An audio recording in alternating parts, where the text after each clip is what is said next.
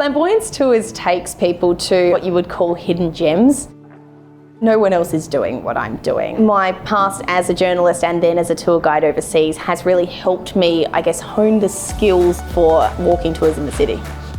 With the street art, I'm talking about a locally raised artist. With the food, I'm showing people things that are unique to South Australia. One of those is the humble frog cake, which has been created by one of our long-standing bakeries.